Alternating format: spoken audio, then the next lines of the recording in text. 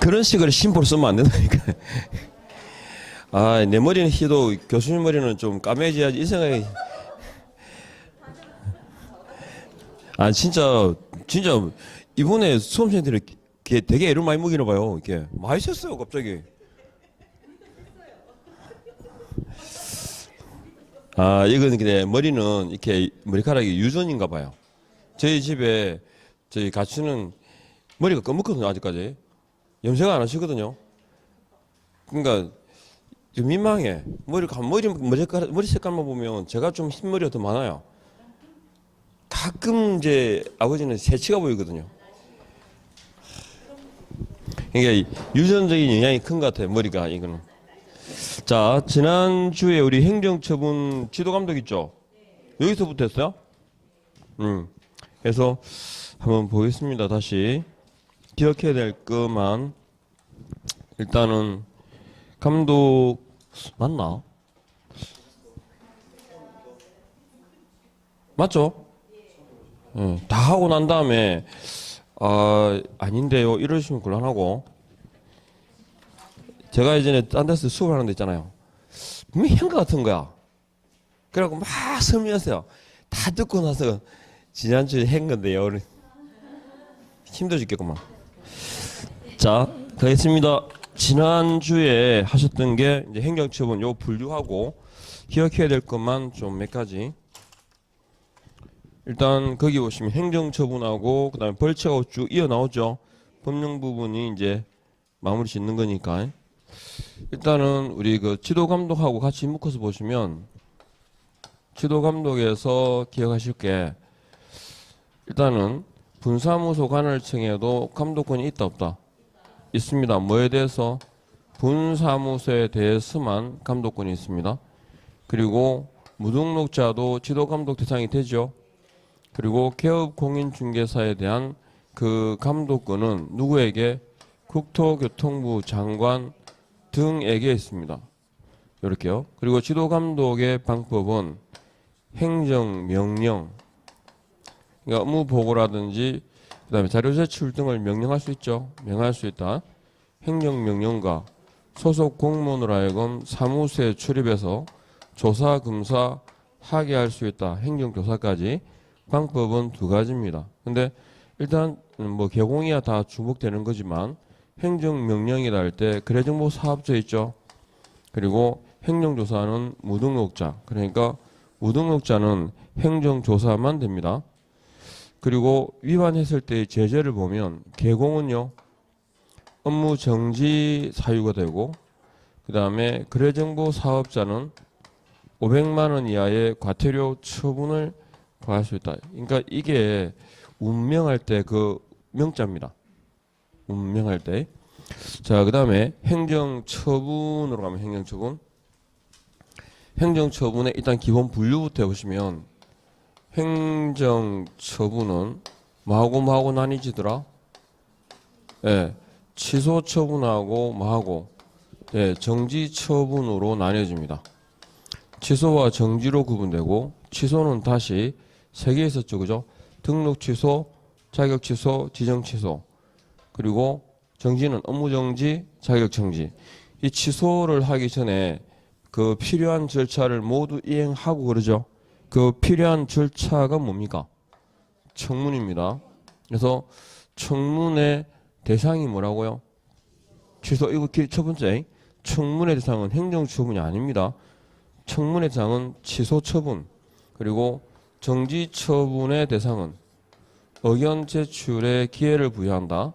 그래서 우리가 처분 전에 이루어지니까 이걸 뭐라고 하는데, 이거 사전 절차라 그래요. 그래서 조문에는 보면 뭐 필요한 절차를 모두 이행하고 이렇게 나오죠. 그리고 청문회 대상 취소 뭐 이렇게 나와 구분되는데, 청문회 그 세부적인 절차는 공인기사법이 아니라 행정절차법에 따릅니다. 행정절차법에 따라. 이렇게 됐죠? 까지. 그 다음에 행정처분에서 일단 요 분류는 딱 하셔야 되고, 각각 이제 누가 누구에게라고 하는데, 일단 기억하시면, 자, 등록 취소 나오죠? 등록 취소 딱 그럼 기억할 게, 처분이 종류가 몇 개? 두 가지라는 게 중요합니다. 등록 취소는 절대적 등록 취소와 상대적 등록 취소, 그죠? 두 가지가 있습니다. 상치, 절치 이제 다 알아들으시죠? 그래서 상치다 그럴 때 첫 번째 상치는 업무 정지 6개월입니다. 그죠? 그 다음에 두 번째 상치는요, 절치 이렇게. 근데 등록 취소 있다고 지금 분류를 기억하셔야 됩니다. 이거 종류 몇 개 있다고? 두 개 있다. 그러니까 등록 취소 위반이다라고 나오면 취소를 해야 될까요? 할 수 있을까요? 곤란하지. 그러면 둘 다 될 수 있죠. 그러니까 무슨 말이냐면 종류가 두 가지란 말은 구체적인 무슨 위반인지가 안 나오면 어떤 처분을 받을지 알 수가 없죠. 그러니까 등록 취소에 해당한다, 등록 취소 위반이라는 사실만 가지고 등록 취소해야 된다도 틀린 거고 할 수 있다도 틀린 거죠. 아셨죠? 그러니까 종류가 두 가지가 있다는 건 뭐냐면 구체적인 위반 사유가 나와야 실제적인 그죠 처분을 알 수 있다는 거죠. 그래서 종류가 두 가지라는 걸 기억해야 되고, 그리고 기본적으로 개공이 의뢰인에 대해서 이제 시험 지문에서 그죠 개업 공유회사가 중개 의뢰인에게 이러한 행위를 했다라고 할 때 나올 수 있는 제재는 절치는 없어요.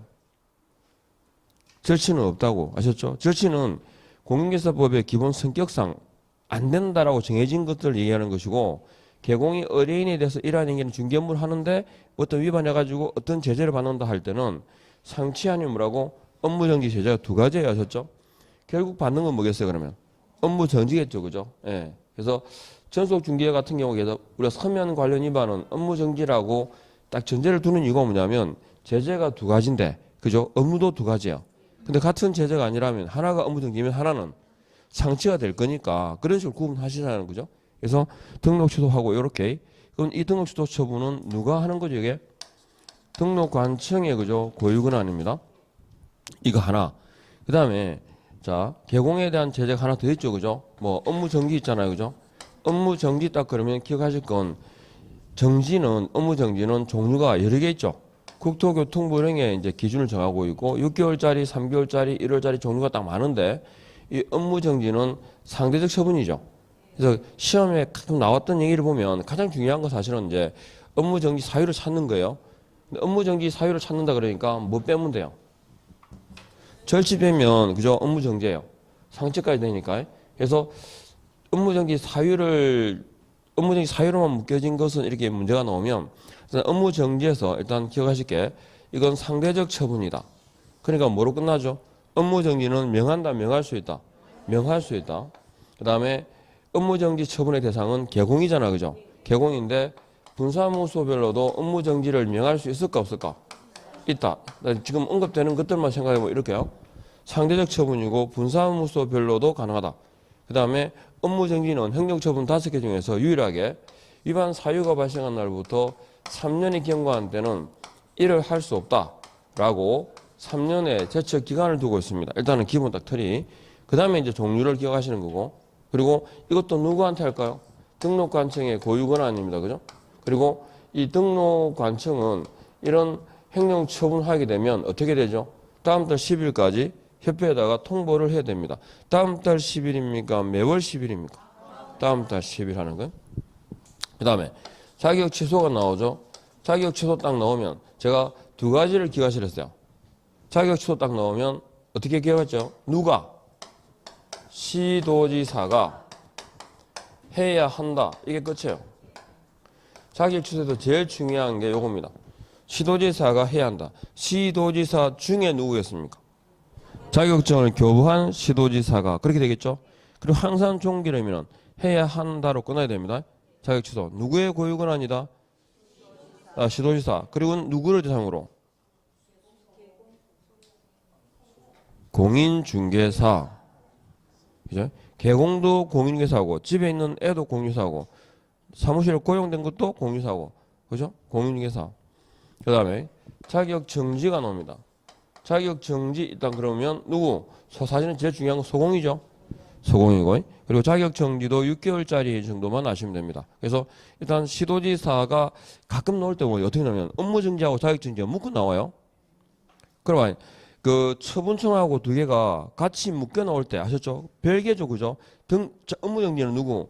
등록관청이. 자격 정지는 시도지사가 이게 딱 잘라 따로 나와야 되는데 보통 행정처분청하고 대상이 묶고 같이 나와요. 이렇게.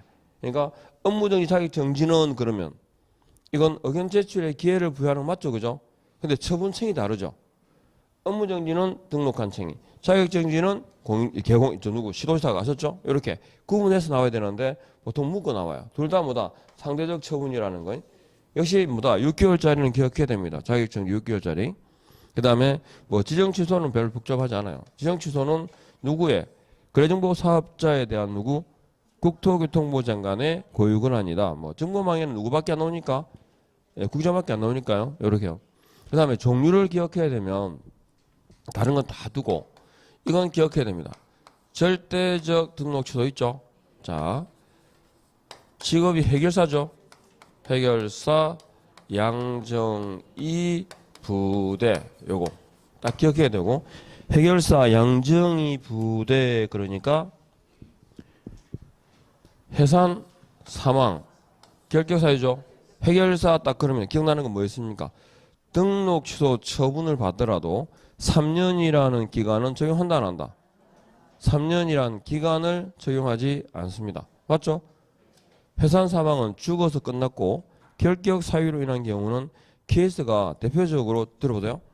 공인계사법에 위반해서 300만 원의 벌금형을 선고받아 등록 취소 처분을 받은 자 그러잖아요.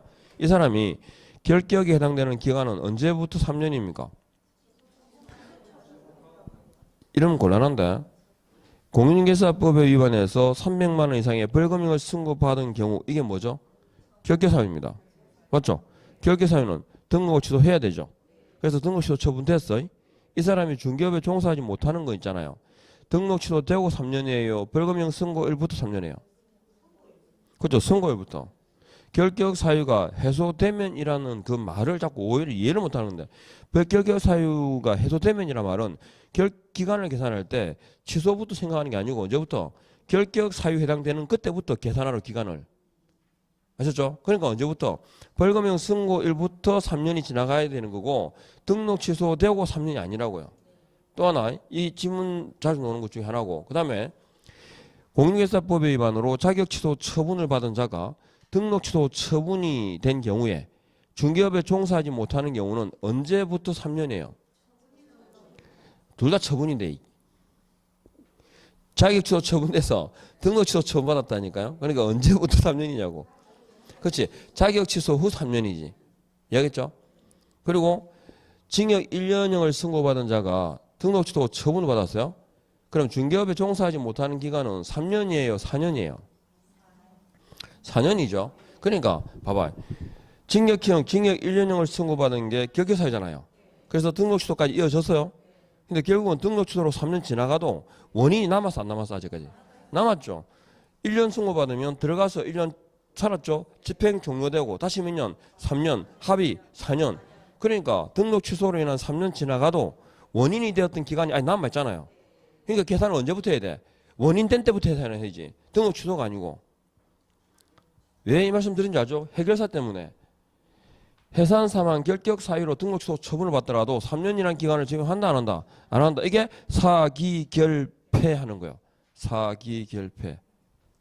아셨죠? 그 다음에 공인계사법상에서 무조건 금지하는 게 4개 있습니다. 뭐 이중등록, 이중소송, 그리고 양도대여죠. 그리고 이해할 때 하나 더 있습니다. 최근 1년 내 2회 이상 업무정지 처분을 받고 다시 업무정지에 해당하는 위반을 하게 되면 뭐라고? 절치다. 그죠? 해서 이중등록, 이중소송, 양도대여까지 몇 대 몇? 예, 절치와 1대1입니다. 부정한 등록은요. 절치와 3대 3이고 정지기간 중에 하면 무조건 날아간다 그랬죠. 업무정지기간 중에 하면요. 등록 취소. 자격정지기간 중에 그러면 자격 취소. 그죠? 다 날아갑니다. 해결사 양정이 부대 기억하시겠죠? 그 다음에 상치 중에서 기억할 게 있습니다. 최근 1년 내에 3회 이상 업무정지 또는 과태료 처분을 받고 다시 업무정지 또는 과태료 처분 사유에 해당하게 되면 그때는 뭐더라? 상치다. 맞죠? 예. 근데 이게 지금 최근 1년 해가지고 딱 기억하시겠죠? 3개잖아요. 나온 김에. 자. 아니, 나온 김에가 아니라 이거 봐야 돼. 자꾸 헷갈리셔서. 그 다음에 최근 1년 이내에 2회 이상 그러죠? 2회 이상 업무정지 과태료 처분을 받았다. 그럼 다시 과태료 처분에 해당하게 되면 그때는 제재가 뭐더라? 업무정지다. 자, 일단은 우리가 최근 1년 이내에 3회 이상 그랬잖아요. 그죠? 그러면 뒤에 올 수 있는 건 뭐예요? 되게 뒤에 올 수 있는 건 상치 아니면 절치예요. 자꾸 이상한 소리 하면 안 돼요. 상치 3회 그러면 뒤에 올 수 있는 건 뭐라고? 네, 상치 아니면 뭐라고? 절치예요. 두 개가 그죠? 상치 아니면 절치입니다. 그러니까 3회라고 할 때는 요 절치인 경우를 빼고 하는 얘기죠. 그죠? 예. 그래서 3회 그럼 뭐라고 대답하라? 상치가 원칙이야. 그 다음에 최근 1년 이내에 2회 이상 그러죠? 그럼 뒤에 올 수 있는 건 업무정지하고 뭐예요? 이해하는데 3만 해가지고 상추 이게 조금 상추 엄청 좋아하는데 상추를 점심 때 상추 드세요. 아셨죠? 3회 그러면 상치 아니면 절치가 와야 되고 2회 그러면 업무정지 아니면 절치가 와야 돼요. 올 수 있는 게. 그러니까 2회를 근데 자꾸 이해하는데 만만한 게 상추야. 아니고 이렇게 하셨죠? 그래서 요 경우 그러니까 3회 그러면 일단 뭐라고? 상치 아니면 뭐라 대답해야 돼? 절치. 2회 그러면 업무정지. 지금 봐 이게 가중처분이거든요. 이거 업무정지 과태료니까 여기서 업무정지보다 센 건 뭐예요? 상치죠. 과태료보다 센 건 업무정지고 아셨죠? 업무정지 2에 상처가 나오지 바로 아셨죠? 예, 경우의 수가 2개예요. 그러니까 최근에 업무정지 1번, 과태료 처분 이해받은 자가 그랬어요. 그러면 실제 받은 처분이죠. 이제 여기가 무슨 위반을 할 거야. 그러면 뒤에 받을 수 있는 제재는 뭐예요? 받을 수 있는 제재는 이게 앞에 몇 번이 지금? 아니 몇 번이냐고 횟수가 3번. 그럼 뒤에 올 수 있는 건 또 그래 딱 적어놔 봐요. 근데 기본적으로 3이니까 뭐라고? 상치예요. 됐죠? 그래서 뒤에 과태료 위반을 했어요. 이거 위반한 거야. 이거 실제 받은 처분이고. 그럼 뭐 해야 돼? 상치가겠죠? 그 다음에 업무정지 왔어. 자, 생각 안 하고 제가 자꾸 지르지 자꾸. 그죠? 요래 되는 거죠. 그 다음에 최근에 업무정지 2번, 과태료 처분 1회 받은 자가 그랬어요. 그럼 일단은 뒤에 무슨 위반인지 모르지만 뒤에 올 수 있는 건 뭐야? 상치 아니면 절치예요.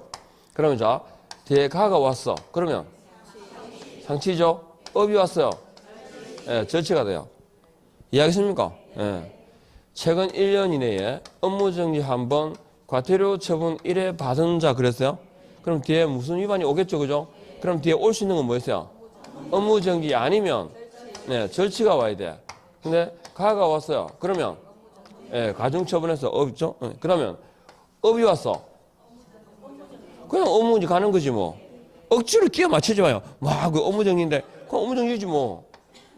아직까지 상치라는 제재를 할 수 있는 정도는 아닌 거예요. 왜? 2번이니까. 아직 3번 안 되잖아. 이해하겠죠? 자, 그런데 최근에 업무정지 처분 이해받은 자가 그랬어요. 그러면 이제 가운데 무슨 위반이다. 그러면 뒤에는 올 수 있는 건 2번이니까 업무정지 아니면 뭐라고? 절치예요. 그래서 가가 왔어.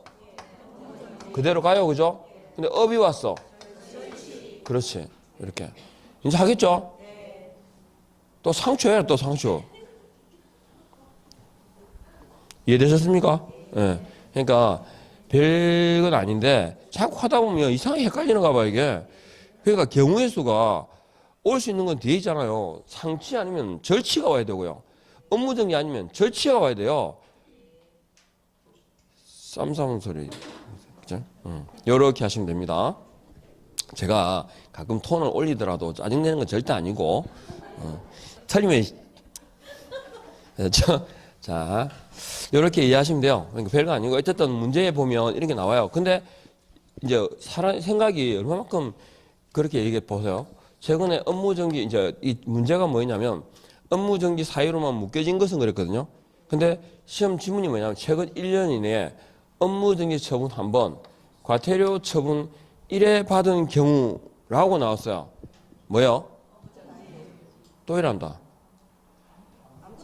그래 아무것도 아니지. 최근 1년 이내에 업무정지 1번, 과태료 처분 1회 받은 경우 이렇게 나오다니까? 그럼 아무것도 아니지. 뒤에 무슨 위반이 와야 뭐 가중을 하든지 등계를 뜨지.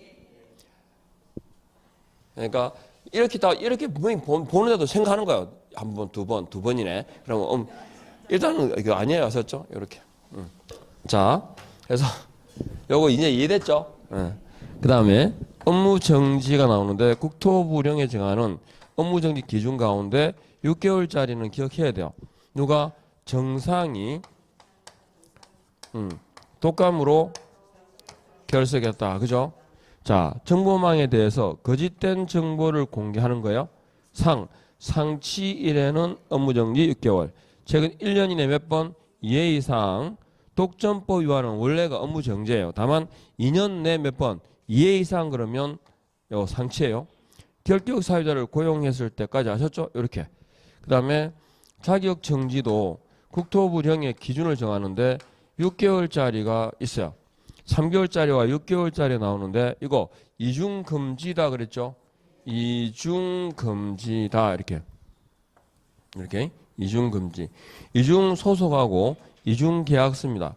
근데 이중소속은 개공과 소공의 가장 큰 차이점이에요. 개공의 이중소속은 절치죠. 절치화면 때문에 1대1인데 소공의 이중소속은 자격정지와 1대1이에요. 여기 있죠? 그 다음에 이중계약서 금지까지. 행정처분 종류를 딱 기억하자면 요 세 개는 필히 기억하고 계셔야 돼요. 절치, 업무정지, 자격정지 6개월짜리. 요렇게 아시면 돼요. 그러면 기본적인 내용은 찾을 수 있어요. 그 다음에 벌칙이 나옵니다. 교재에 보면. 그래서 치행정처분 해가지고 보시고, 그리고 우리가 이게 행정처분을 얘기하면 답을 찾는 요령도 말씀드렸죠. 7일 이내에 반납이 나왔어요. 7일 이내에 반납하고 이어지는 게 뭐였어요? 등록 취소, 자격 취소 2가지. 그죠? 그 다음에 보고 사유수는요? 자격 취소. 그죠? 그 다음에 3년의 제출 기간은 업무정지. 그리고 자격증 교부 시도지사라고 특정해야 되는 경우가 4개 있었죠. 자격 취소, 자격 정지, 자격증 반납, 자격증 재교부. 다 자로 시작되잖아요. 그러니까 자격증 교부 시도지사가 아셨죠? 근데 그 처분에 대한 여기 사전 절차는 사전 절차는 누가 이행하고 사무소 관할 시도지사가 이행하고 아셨죠? 이렇게 딱 그렇게 정리하시면 돼요. 그 다음에 벌칙 가보세요. 벌칙은 48조 49조 요 2개를 뭐라고 하냐면 행정 형벌 그래요. 형법상에 규정되어 있는 징역이나 벌금형을 과하는 경우를 말합니다. 그러니까 몇 대 몇?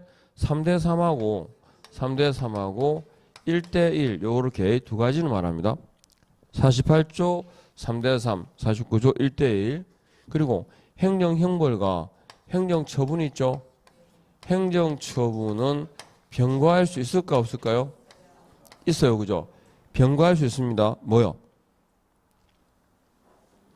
이중등록, 이중소속, 양도대여는 절치와 몇 대 몇? 1대1. 그죠? 예.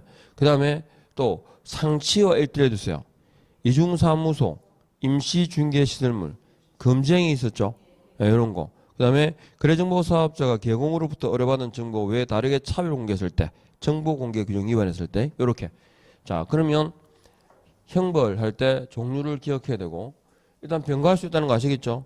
그리고 그 다음에 50조가 뭐냐면 양벌 규정이에요. 이제 종류를 딱 펴보면. 그리고 51조가 뭐냐면 과태료 처분이에요. 과태료 처분은 그 성격상 공인중개사법상에 이걸 뭐라고 하냐면 행정질서업을 그래요. 과태료 처분의 성격이 집행, 징계, 질서업을 세 가지가 있는데 여기서 공인중개사법상의 과태료 처분은 요 질서업입니다. 행정질서업을 하고 그러면 행정처분은 병과할 수 있을까요? 없을까요? 있어요. 그죠? 그 예 기억나시는 거 있어요?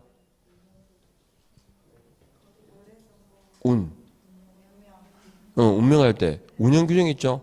운영규정 위반은 지정을 취소하고 할 수 있고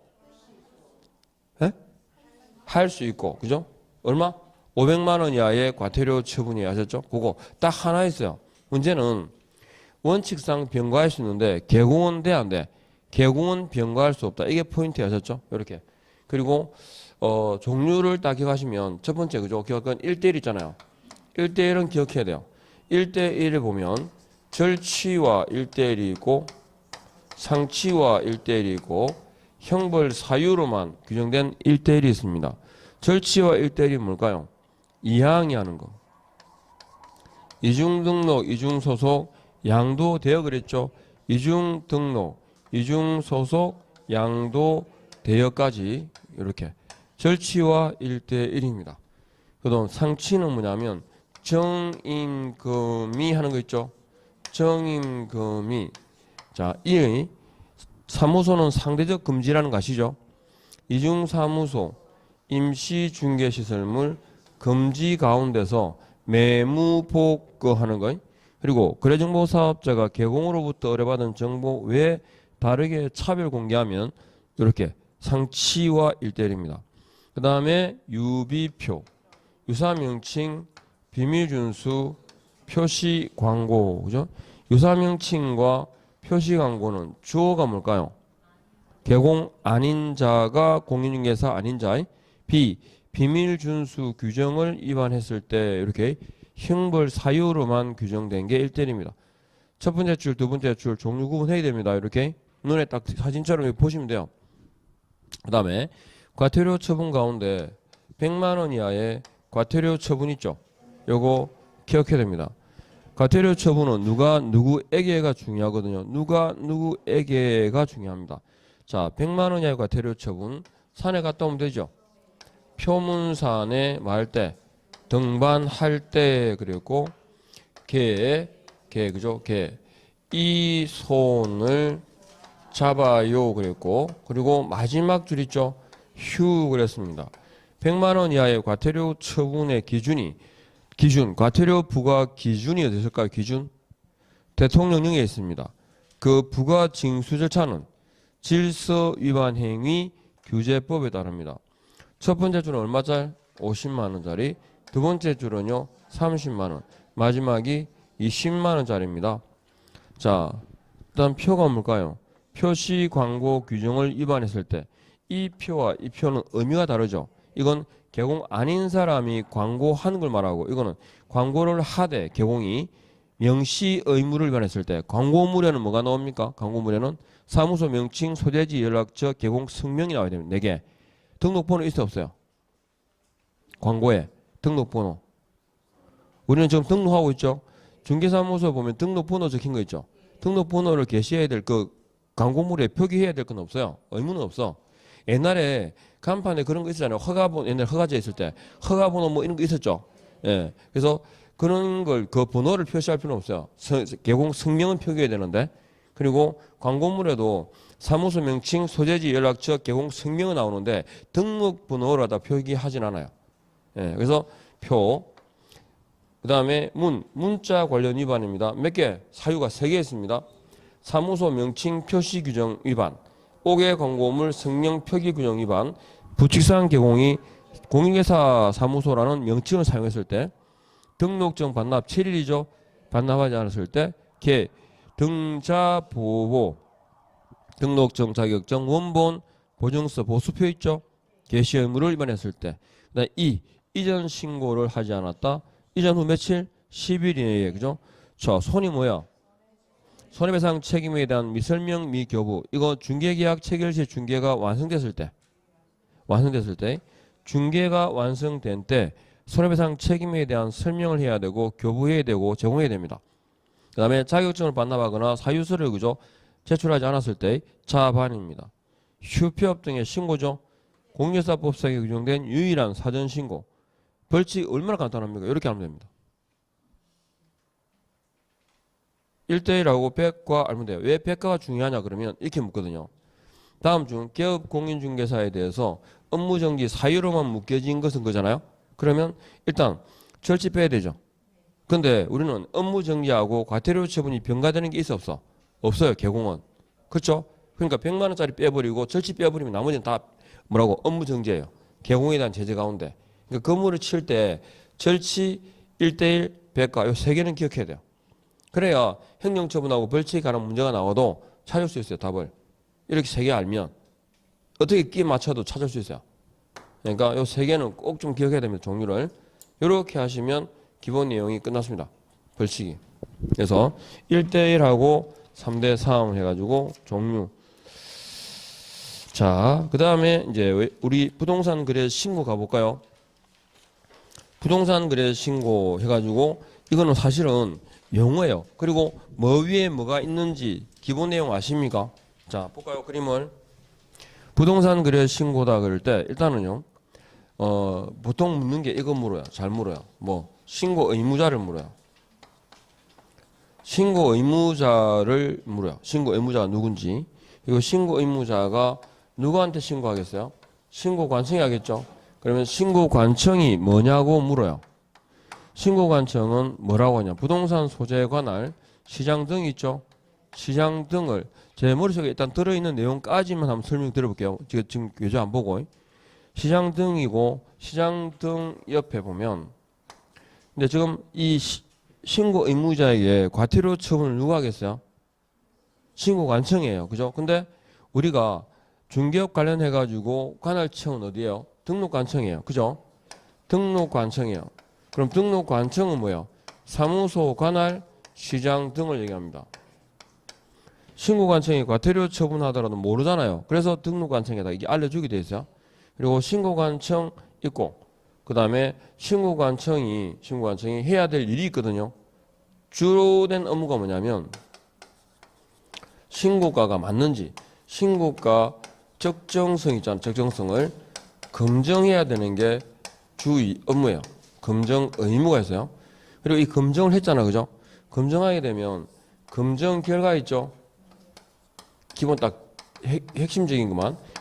검증 결과를 통보해야 될 의무가 있어요. 통보 의무가 있는데 누구한테 하느냐 그러면 관할 세무서장에게 해요. 아셨죠? 근데 이 검증 체계에 검증을 해야 되는데 검증하는 게 뭘 활용하느냐 그러면 자 신고관청 위에는 뭐가 있을까? 시도지사가 있어요. 시도지사 위에는 뭐가 있을까요? 네, 국토교통부 장관이 있어요. 국토교통부 장관에게 주어진 의무 가운데 가장 대표적인 게 뭐냐면 부동산 거래 가격이 있죠. 가격 검증 체계가 있어요. 가격 검증 체계가 있는데 이 가격 검증 체계를 구축해서 운영할 의무가 있어요. 왜 이 의무를 얘기하느냐 그러면 누가 하느냐가 중요한데 일단 검증할 때 있잖아요. 검증할 때 활용하는 시스템이 뭡니까? 검증 체계입니다. 저 검증 체계를 활용해서 뭐 한다고? 검증해야 되고 그러면 국토교통부 장관이 검증 체계를 구축 운영하기 위해서 필요할 때 누구한테 자료를 요구할 수 있어요? 누구한테? 국장이 시도지사에게 뭔가 하는지는 없어요. 보고받을 뿐이지. 무슨 자료를 요구하는지를 보면 돼요. 검증 결과 있죠. 검증 결과라든가 조사 결과 등에 대한 자료를 요구해요. 누구한테? 예. 그래서 국토교통부 장관이 와 저는 사실은 신고 의무자에게 요구한다 쿨 줄 알았거든. 근데 밑도 끝도 없이 시도지사 나오는 게 아직 지금 처음이었어요. 이거 강의하면서 여쭤봐가지고 시도지사요 라고 한 적이 한 번도 없었어요. 보통은 시도지사는 뭐냐면 정류장? 경유하는 코스지 걔가 어떤 행위가 되는 게 한 번도 없어 지금까지 우리 보면 부동 토직을 해가도 있잖아요. 시도지사를 거쳐가는 데 의미가 있는 거지 시도지사에게 어떻게 뭘 하진 않아요. 다 모든 절차가 와 새삼스러운데 아주 창의적인데요. 국토교통부 장관이 신고 관청에게죠. 지금 말씀 요 검증 결과라든지 그다음에 뭐 조사 결과라든지 이런 내용들에 대한 뭐 자료를 뭐 할 수 있다고? 자료를 요구할 수 있어요. 자, 그래서 일단 그리고 적정성 검증하는데 해보니까 이게 누락이 되어 있거나, 그죠? 누락이 되어 있거나, 그러니까 요 이유가 있어요. 누락이나 누락, 그 다음에 부정확한 거예요.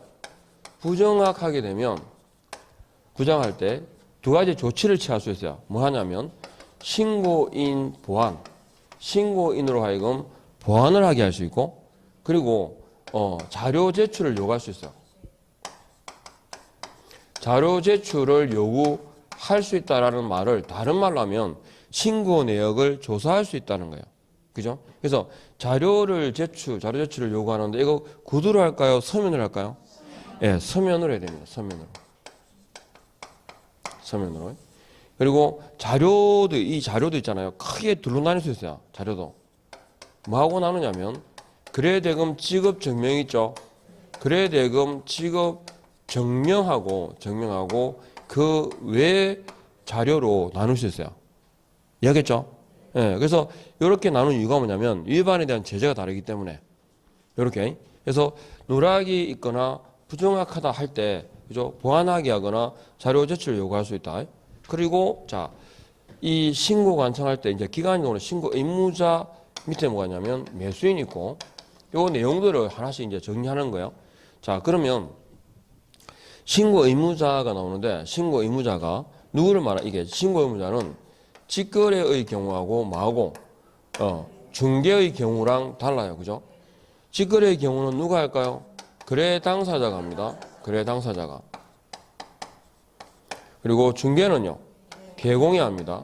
그리고 개업 공인중개사가 거래계약서를 작성 교부하는 경우에 신고 의무는 누구한테 있다? 개공에게 있습니다. 즉 당사자에게는 신고 의무가 없다는 거죠. 그리고 기본적으로 직거래의 경우에는 매수인이 신고하고 매수인이 제출하거든요. 보통. 근데 매수인 외의자가 신고한다. 누구야? 개공이겠죠. 그때는 자, 신고 의무자에게 매수인이 즉 개공에게 계약 체결일부터 며칠? 50일이죠. 그죠? 50일 내에 자금조달 입주 계획서 있죠? 자금조달 입주 계획서를 만다 제공해야 됩니다. 그러면 신고 의무자는 신고 관청에 대해서 언제까지 신고할까요? 계약 체결일부터 며칠? 60일 이내에 신고합니다. 그리고 여기 특히 짚고야 될 게 신고사항 있죠? 신고사항이 필수 신고사항이 5개 있거든요. 그런데 투기과열지구 내에 소지하는 실제 거래가 얼마 3억 이상의 주택에 대해서는 자금조달 입주 계획사항 등이 있잖아요. 신고사항이 추가됩니다. 2개가. 그리고 신고를 하게 되면 신고관청은 이런 내용을 확인하겠죠. 그죠? 확인하고 나서 요 지체 없이 뭡니까? 필정을 교부해 줍니다. 지체 없이라는 것도 중요하죠. 부동산 거래 신고에서 적시란 말은 없습니다. 그리고 이때 매수인은 뭐 받은 것으로? 검인 받은 것으로 본다. 이렇게. 그리고 신고관청은 누락이 있거나 부정확하다 할 때 자료 제출을 요구할 수 있잖아요. 그죠? 하고 조사를 합니다. 그래서 조사 결과 있죠. 조사 결과를 어떻게 시도지사에게 보고해야 되고 시도지사는 다시 누구한테? 국장에게 보고하는데 취합해서 언제? 매월 1회 보고하게 됩니다. 이렇게. 순서지겠죠? 흘러가는 거 이렇게. 그래서 매월 1회 보고까지. 일단은 검증 결과는 통보해야 되는 거고요. 보고하는 사항은 뭐다? 조사 결과. 이렇게. 그럼 이제 위반에 대한 과태료 처분하잖아요. 그죠? 과태료를 처분하게 되면 부과일부터 며칠입니까? 10일 이내에 만다 그 사실을 통보해 준다. 딱 기본 내용이. 누가 누구에게 해가지고 굉장히 복잡한 내용은 뺐어요. 일단은 누구 위에 뭐가 있고 기본 숫자가 뭐가 언급되고 하는 거 있잖아요. 요 내용에 포인트를 맞춰가지고 보시면 돼요. 그래서 그림을 보면 뭐 위에 뭐가 있고 뭐 옆에 뭐가 있었고 대략 윤곽 잡히시죠? 그래 이제 물으면 이거요. 신고 의무자는 누군데 어떻게 신고하느냐. 그러니까 공동신고, 단독신고할 수 있고 국가 등은 단독신고해야 된다. 이런 내용이 나올 거고 중개하고 그러면 신고서 있잖아. 그 당사자 개공을 우리가 뭐라 하죠? 이걸 본인 그래 본인.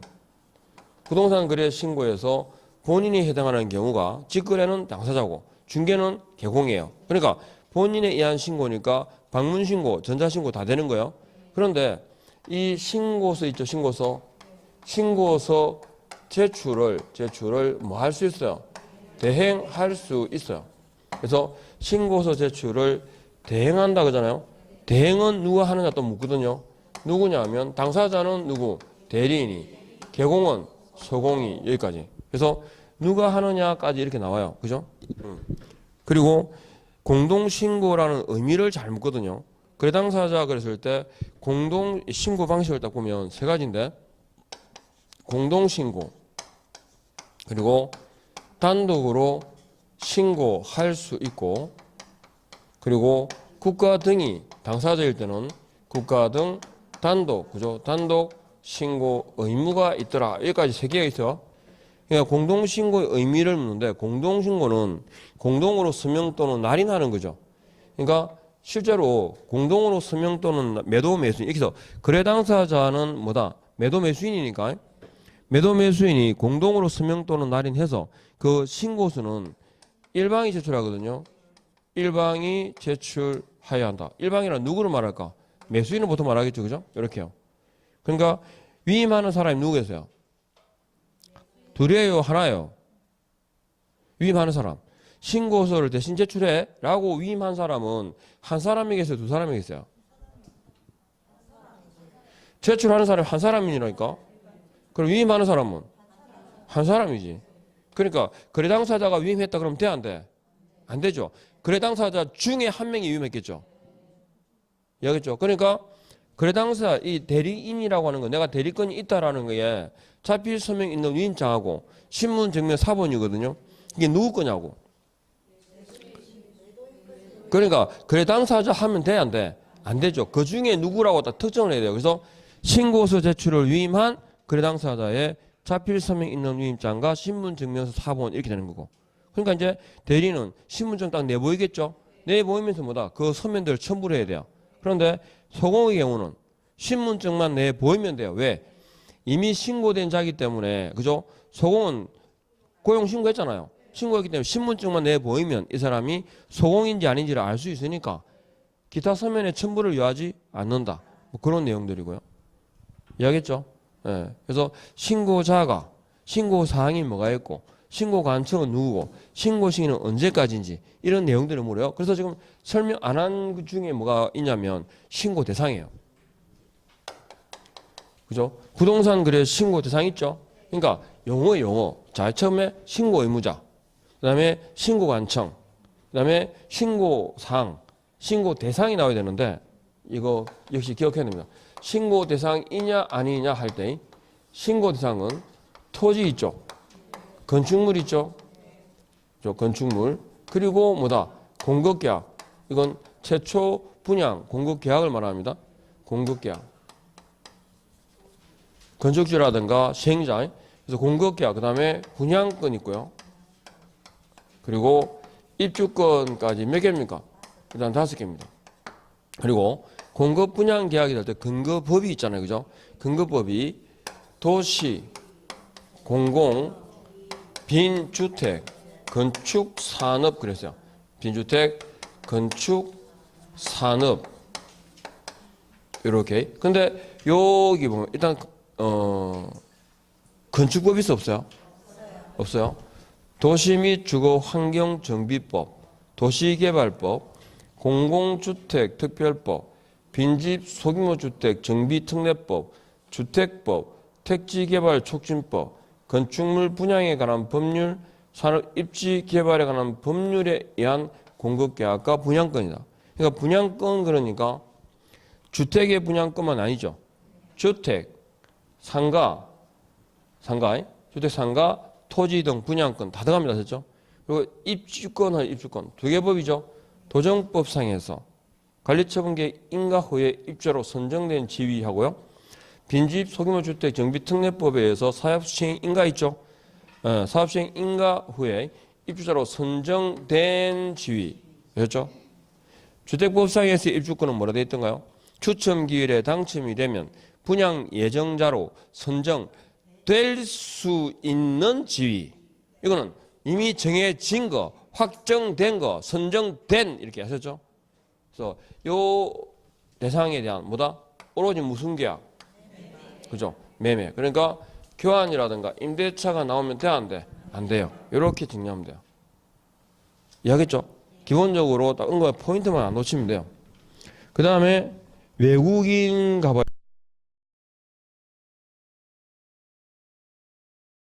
문제 보고 하면서 다시 나중에 또 정리를 해드릴게요. 근데 일단 머릿속에 확실하게 각인시킬 건 부동산 거래 신고를 안 하는 경우가 있어요. 그런 건 없어요. 아셨죠? 부동산 거래 신고를 하지 않는 경우는 없어요. 어떤 경우도 어제되거나 면제된다라고 나오면 무조건 뭐다? X다. 그리고 이 외국인에 관한 경우도 몇 가지만 주의를 하시면 돼요. 외국인 그럴 때 외국인의 개념에서 그죠? 일단 가끔 이제 보다가 미스할 수 있는 게 영주권자 있죠? 영주권자는 외국인에 관한 규정 적용 안 합니다. 그죠? 그 다음에 내국법인 있죠? 내국법인도 외국인에 관한 규정을 적용한다 안 한다? 안 하는데 사원 의결권의 2분의 1 이상이나 자본금액이 2분의 1 이상이라면 외국인에 관한 규정을 적용하죠. 그러면 외국법인은요? 전혀 관계없습니다. 그 구성 요소가 어떻게 되어 있느냐 관계없이 그냥 외국인이 아셨죠? 외국 법령에 의해 설립된 법인 또는 단체는 그 다음에 외국인이 부동산 등 취득거죠. 취득이라 할 때는 무슨 권리를 말하죠? 소유권만을 말합니다. 그러면 취득할 경우에 신고해야 되는 경우가 있고 허가를 요하는 경우가 있죠. 신고의 대상이 뭘까요? 부동산 등입니다. 토지 건축물뿐 아니라 권리도 포함됩니다. 그 다음에 허가의 대상은 뭘까요? 오로지 토지입니다. 그 다음에 신고의 경우는 3개가 있죠. 계약으로 인한 경우와 계약 외 원인에 의한 경우와 계속 보유까지 해서 3가지.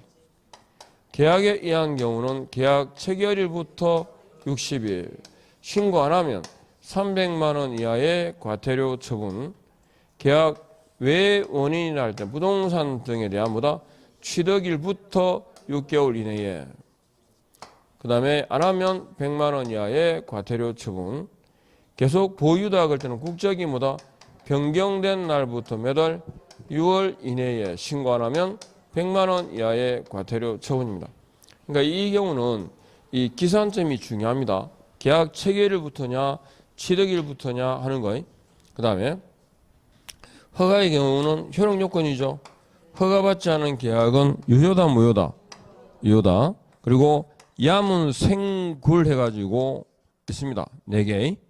야문생굴, 야생생물, 그죠? 보호구역 있고, 문화재 보호구역, 생태 경관 보존지역, 군사기지 시설 보호구역까지 이 4개 지역구역에 대해서 계약 체결 전에 뭐 받아라?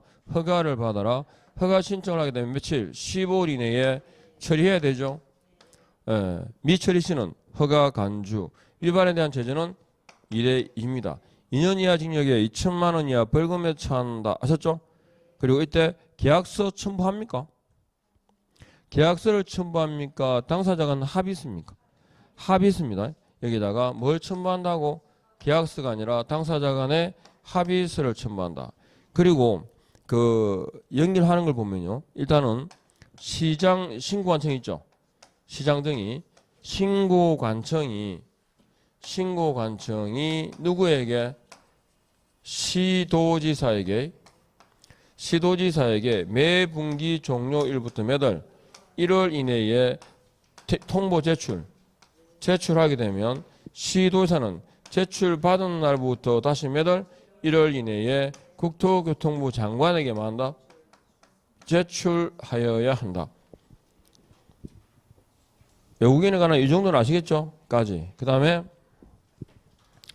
토지거래 허가를 가보면 토지거래 허가 이것도 핵심적인 거면 잘 안 놓치면 돼요. 지금 뒤에 또 포상금하고 등등 나올 건데 일단은 토지거래 허가.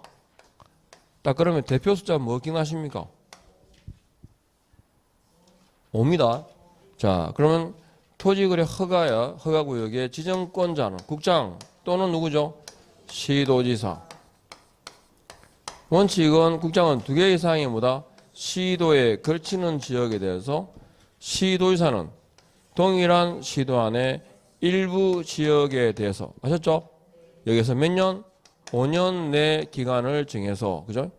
그리고 지정 대상 토지거래 허가구역의 지정 대상 지역 있으면 대상 지역 일단은 투기 승행이죠. 투기가 승행하거나 지가가 많거나 급등하거나 그러한 우려가 있는 지역으로서죠. 지역 또는 지역으로서 첫 번째가 뭐였더라? 계획 수립 변경 지역 있잖아요. 그죠? 계획 수립 변경 지역입니다. 그 다음에 행위 제한이죠. 예, 제한이 어떻게 된다? 예, 완화되거나 해제되는 지역, 완화, 해제. 요거 강화되는 지역이라 나온 적 있어요. 예, 세 번째가 뭐냐면, 예? 개발 사업이, 그죠? 개발 사업이 진행 중에 있거나, 예정되어 있거나, 뭐, 그러한, 거기 인근 지역까지. 그리고 네 번째, 국토교통부 장관, 국장, 그리고 시도지사가 인정하거나 또는 관계기관장 요청입니다. 관계기관장이 요청하는 지역. 요청 지역에 대해서 토지거래 허가구역으로 지정해야 되는데 이 지정 절차도 잘 나오죠. 지정과 재지정을 구분해야 되는데 지정을 할 때는 뭘 거친다? 심의를 거치는데 이거 일치 여부 기억해야 됩니다. 국장일 때는요. 중앙도시계획위원회, 시도지사는 시도도시계획위원회 그럼 심의를 거쳐서 지정하게 되면 지체 없이 지정한 사항을 공고해야 되고 통지해야 되죠. 그리고 이 지정의 효력은 언제? 공고일부터 며칠? 5일 후에 효력이 발생합니다. 그리고 재지정하고 비교하게 되는데 이것도 가끔 나오는 거 재지정은 심의를 거치는데 심의 전에 뭐다? 의견을 드려야 되죠. 예, 의견 청취입니다.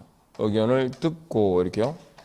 그리고 재지정의 경우 축소 그리고 해제까지 요 기본 절차는 똑같지만 효력은 언제 발생한다?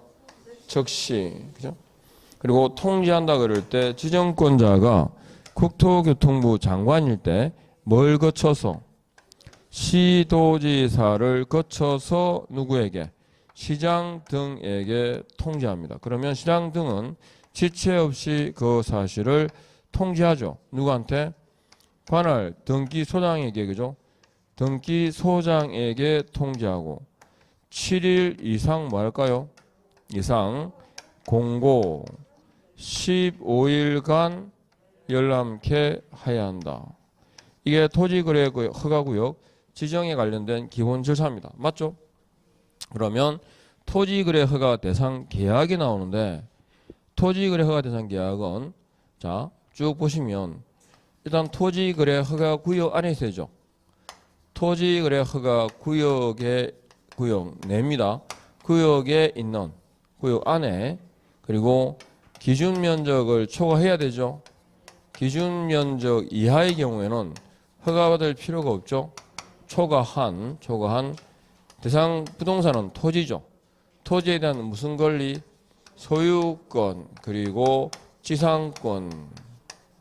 전세권 아니죠. 소유권 지상권에 그다음에 소유권 지상권 취득을 목적으로 하는 권리까지 포함해서 그다음에 대가를 받고죠.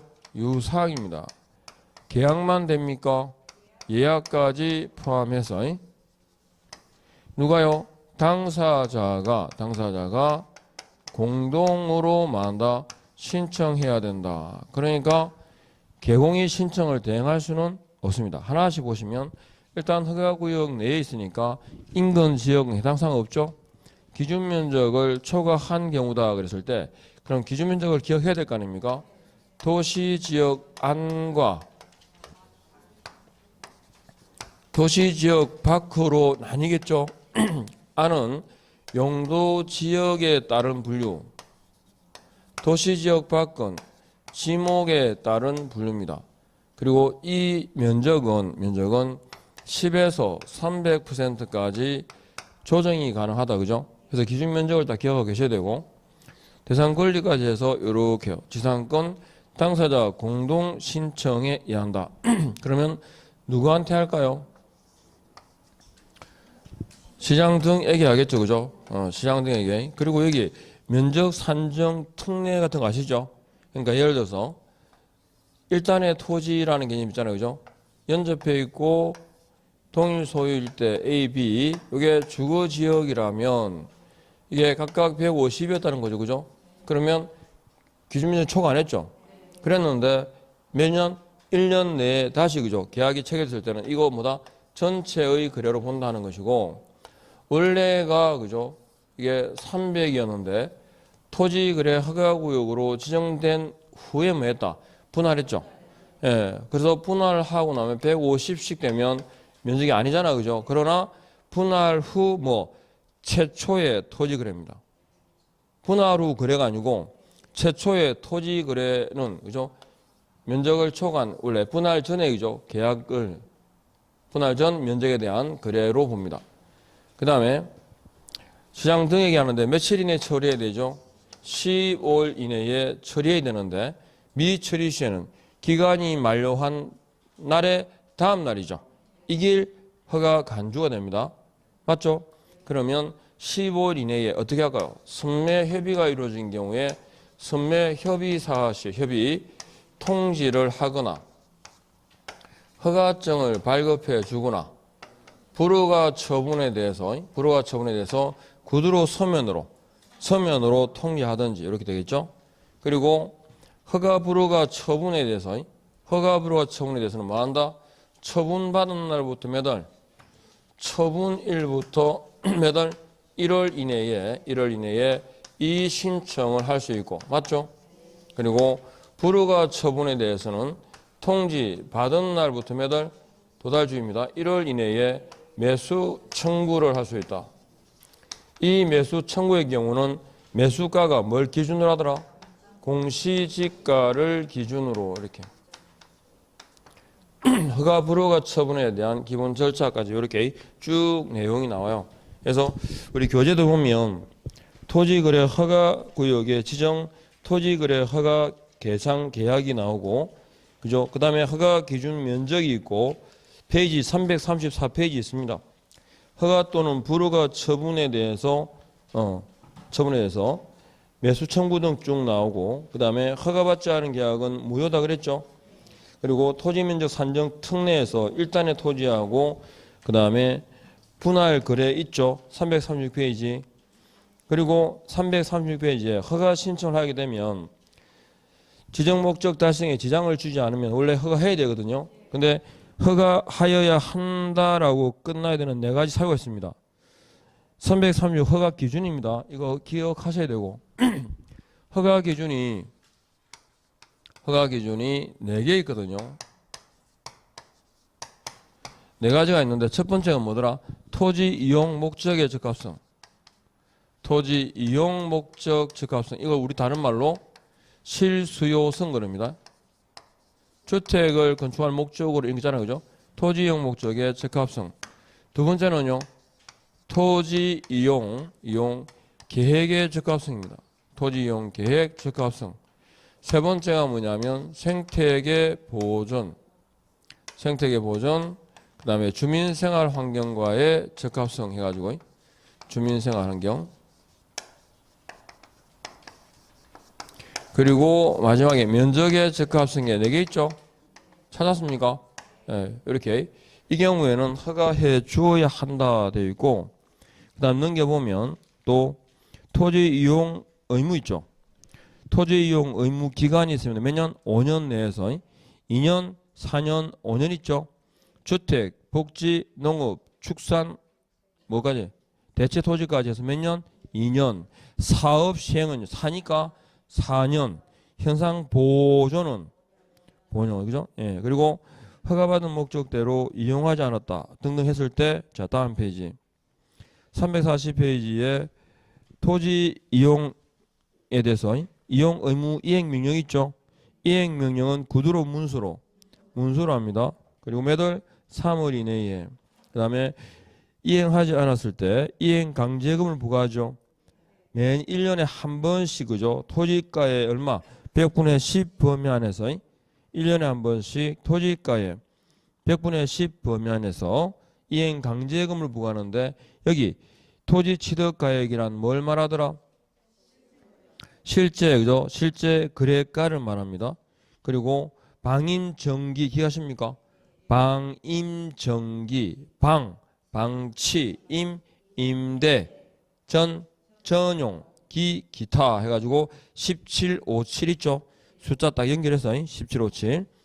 그리고 이행 있을 때 즉시 중지하지만 이행 전에 부과된 이행 강제금은 징수한다, 면제한다? 징수한다. 뭐 이런 것도 지문에 가끔 나와요. 그리고 우리가 토지거래 허가가 의제되는 경우가 있는데, 협의가 완료된 때 있죠. 협의가 성립한 때 뭐 한 것으로? 허가받은 것으로 본다. 그리고 국유재산 있죠. 국유재산의 취득 처분도 협의가 성립한 걸로 보거든요. 협의가 성립한 걸로 보니까 뭐가 돼? 허가 간주가 돼요. 아셨죠? 그리고 허가를 배제하는 거 있습니다. 뭐 토지 수용이라 공용 수용이라든지 경매의 경우에는 허가를 받는다, 안 받는다? 안 받는다는 거. 그 다음에 선매 제도가 나오는데요. 선매는 제가 기간을 기억하실 때 어떻게 기억하시랬죠? 기간을 기억할 때 선매는 15일 아니면 1월이라고 기억하시랬어요. 15일 아니면 1월. 그러니까 여기 허가 신청 있죠? 허가 신청 받은 날부터 며칠? 15일입니다. 그죠? 15일 이내에 뭡니까? 선매 협의 사실 통지죠. 선매 협의 사실 협의 통지 등을 하고, 허가 신청 받은 날부터 몇 월? 1월 내에 선매자 지정입니다. 선매자를 지정하고, 지정받은 날부터 며칠? 15일 내에 선매 조건 통지입니다. 선매 조건을 통지하고 토지 소유자에게, 그리고 지정받은 날부터 몇 월? 1월 이내에 협의 완료입니다. 선매 협의를 끝마쳐야 한다. 협의를 완료하고, 그리고 선매 협의 조서 있죠. 조서를 허가관청에다가 협의조서 제출. 협의조서 제출도 지정받은 날부터 몇 월? 1월 이내에 제출해야 한다. 이렇게요. 딱 기억하시고, 선매는 15일 아니면 1월입니다. 그리고 선매가는 뭘 기준으로? 감정가 기준입니다. 가격이 나오는 대표적인 몇 개 있는데, 일단은 아까 매수청구는요, 공시지가 기준, 그 다음에 이행강제금은 토지 취득 가액 기준, 그리고 선매시는 감정가 기준. 그래서 그 기준 금액을 묻기도 하거든요. 일단 이렇게만 아시면 돼요. 그리고 지가동향 조사 제가까지 아마 했거든요. 지가동향 조사에서 다른 거 두고, 국장은 뭡니까? 연일에 전국의 지가 변동률 350페이지에 연일에 전국의 지가 변동률 조사합니다. 그러면 시도지사는 관할구역 안에, 그죠? 지가 동향 등을 조사하는데, 그게 단계가 있죠. 분기별 1회 뭡니까? 분기별 1회 이루어지는 게 개황조사. 개황조사를 토대로 매월 1회 이루어지는 게 지역별 조사.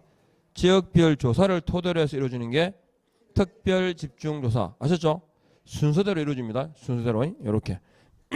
자, 이렇게 정리하시고 조금 쉬었다가 보칙 및 벌칙 있죠? 보칙 및 벌칙부터 계속 하겠습니다.